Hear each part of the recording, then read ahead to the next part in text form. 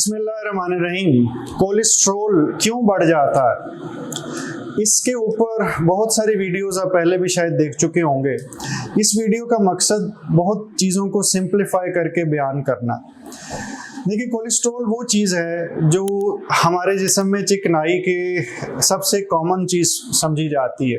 ये चिकनाई जगह जगह चिपकती है हमारी दीवारों पे और रास्ते को तंगी का बाइस भी बन जाती है। इसके साथ खून की सप्लाई दिल को, दिमाग को मुतासिर हो जाती है और बाज़ का टांगों में भी मुतासिर होती है। जैसे शुगर के मरीज़ों में नीचे सप्लाई कम होती है या हाथों में भी कम हो जाती है, तो उससे हाथों पैरों में अल्सर बनते हैं, ज़ख्म खराब होना शुरू होते हैं, दिल का अटैक होता है, दिमाग का अटैक होता है।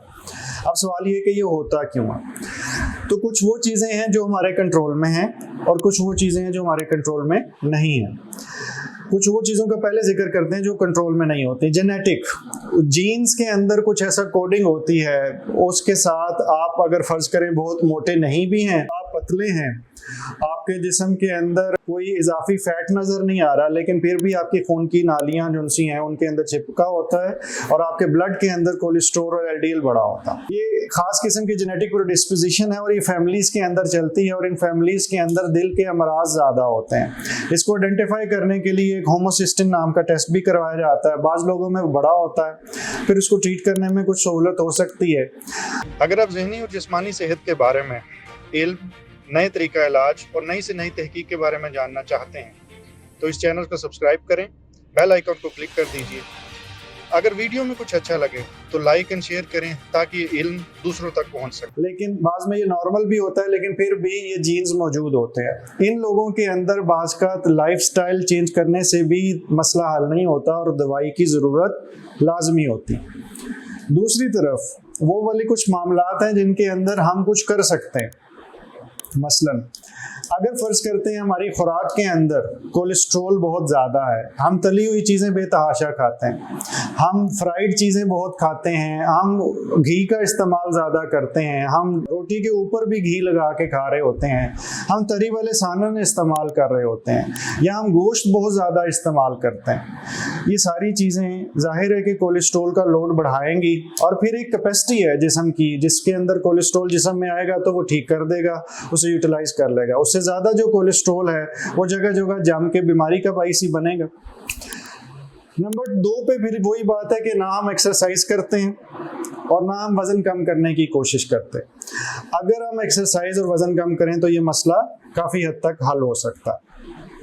सिगरेट और मुख्तलिफ किस्म की स्मोकिंग की हैबिट्स वो भी इस मामले को ख़राब करती हैं और कोलेस्ट्रोल जो उनसी है जिस्म के अंदर बढ़ जाता।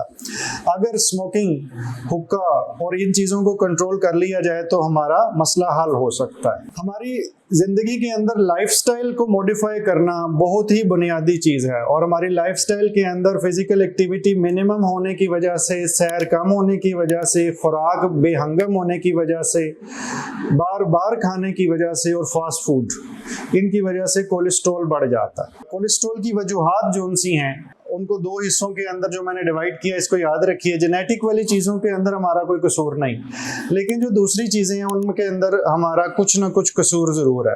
तो जहाँ पे हम कुछ कर सकते हैं वो ज़रूर कीजिए। और इसके अंदर मैं वीडियो ऑलरेडी बना चुका हूँ कि बगैर दवाई के कैसे इलाज किया जाता है, दवाई के ज़रिए इसका कैसे इलाज करना है, वो मेरा ख्याल है कि इस बहस से ज़रा दूर की बात चली जाती है, क्योंकि उसके साथ फिर लोग उसका बिला ज़रूरत और बिला जवाज़ इस्तेमाल शुरू कर सकते हैं जो आम लोगों के लिए ठीक नहीं।